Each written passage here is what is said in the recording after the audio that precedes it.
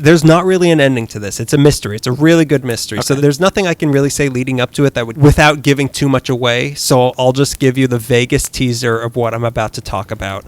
Weird stuff. That's not a pun. Oh, wait, like stuffing, like turkey? Something's weird. Is this the Thanksgiving episode? So the date, August 17th, 2010. The location, the Glenn Donald Building at 2121 James M. Wood Boulevard near MacArthur Park, which is still the craziest street name in the city. It is a crazy street name, and it's really just like 9th Street. There's James M. Wood and then Chevy Chase. And Glendale, yeah. Bill Murray Road.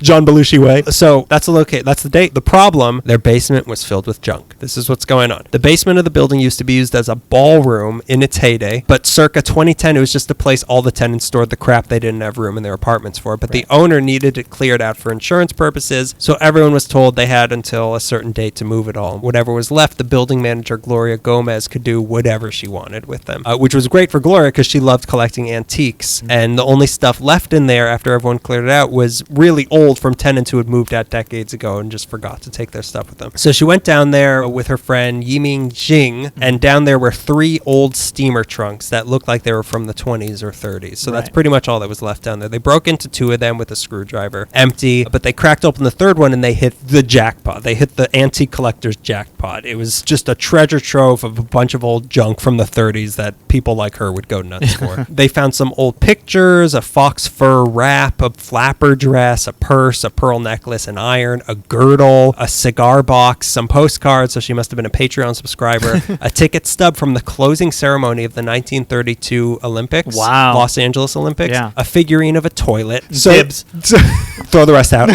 We found our nugget. So they were thrilled, but then they saw these 2 old doctor satchels in them, and Yiming picked one up saying, these are probably pretty valuable, but it felt heavy. It felt like there was something inside of these things. Do you know this story? No. So she opened one up, and inside it was like a crumbled up old LA Times from 1933. It had an article about the latest John Dillinger robbery, which is pretty cool. But then there was something else in there underneath these crumbled up newspapers. Something was wrapped up in silk fabric, and she unraveled it, and it looked like a clump of dry old wood. And then they looked a little closer and they realized this is something that used to be alive. They thought maybe it was a dead animal and they were going to bury it, and then it hit them.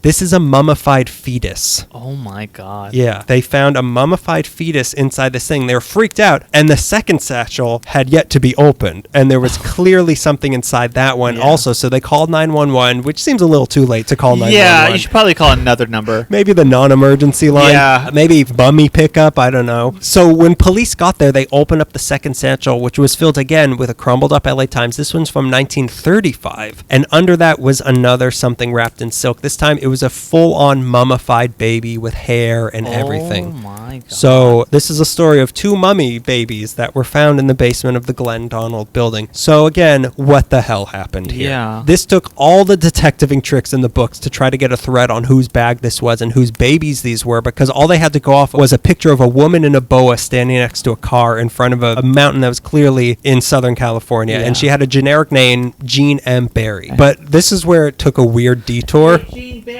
You know those mummies you're looking for? Well, Dust. Yeah, well, listen to this. It's the police detective. So this is where it gets weird again. It continues to be weird. It continues its already established level of weirdness, because there were things in the trunk with the initials JMB on it, which could have meant Jean M. Barrie, but also those are the initials of the author of Peter Pan, J.M. Barrie. Oh. It seems like a leap, but there was also a copy of Peter Pan in there and a membership card to the Peter Pan Woodland Club Resort in Big Bear. So for a little bit, the LAPD was investigating whether or not J.M. Barrie, the author of Peter Pan, who had been dead for 70 years, might have come to LA and stuffed a couple of dead babies into a trunk in MacArthur Park and left. As symbolism for children who don't grow up, which is what Peter Pan's about. I didn't even think of that. That is upsetting. Yeah, well, I think of myself as like a regular investigator, you know. I just like think outside the box. I don't know. You've heard of boxes, right? I have. I think outside of them. I'm taking a class on junior investigating and also metaphors and screenwriting. So apparently it got to the point where they wanted to exhume the corpse of J.M. Barrie and get DNA samples. But the investigation soon shifted. They're like, this is, what are we thinking? This is crazy. This can't be real. We have to arrest Shakespeare today. It couldn't have been J.M. Barrie. J.M. Barrie would never do that. Where's Plato's grave? They shifted towards a few women who had actually been in LA around that time that were named Jean M. Barrie. Fair. But again, there was one lady who had lived in San Francisco around the 1930s, one who had lived in South Africa as well. There was also a kind of well-known vaudeville performer named Jean M. Barrie, who actually was a relative of J. M. Barrie, but the lady they landed on was actually named Janet Man Barrie, who used Jean as a nickname. Okay. And I haven't watched enough CSI to understand how they settled on her, but she seemed to be the right person. Okay. This J. M. Barrie was born January 15th, 1897 in Blantyre, Scotland. Her dad was a coal miner. Her mom was a mom. She had 12 siblings. At age 14, the family moved to Diamond City, Alberta, Canada, because her dad once saw an advertisement that said that the streets of Canada were paved with gold. And wouldn't you know it, they were right.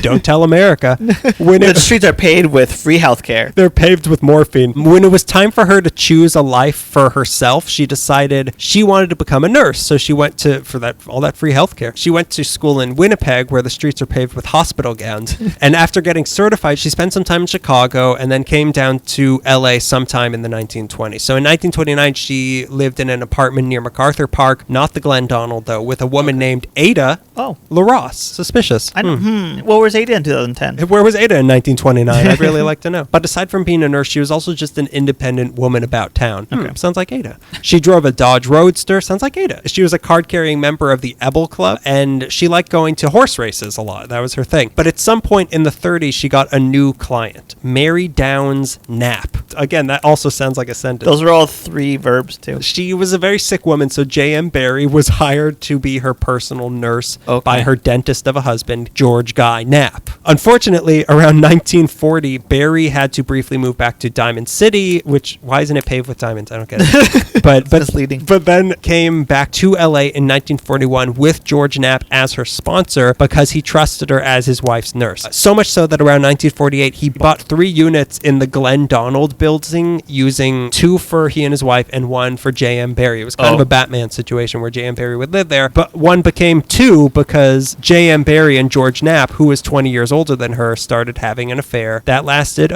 16 years while his wife slowly died, and she was his wife's nurse. Wow, he pulled a Dr. Seuss. Yep.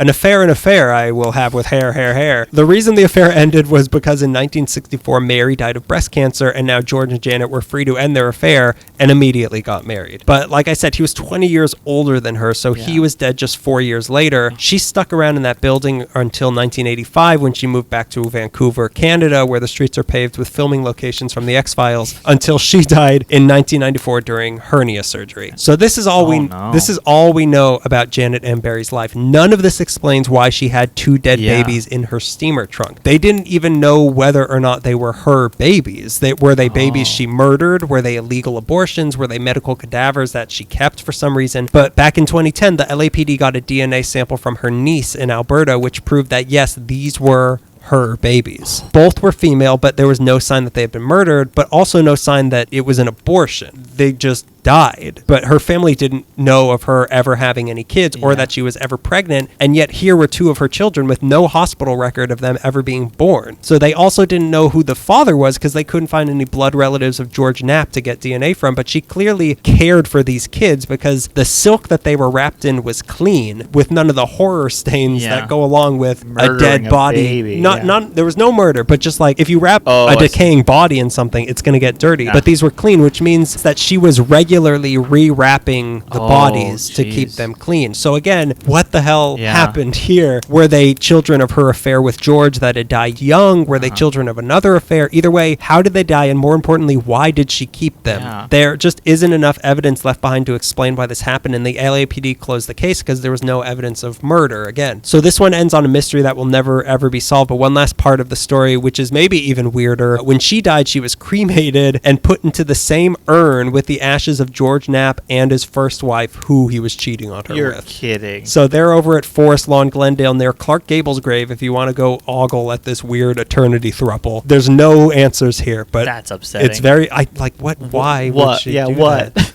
What? Like what?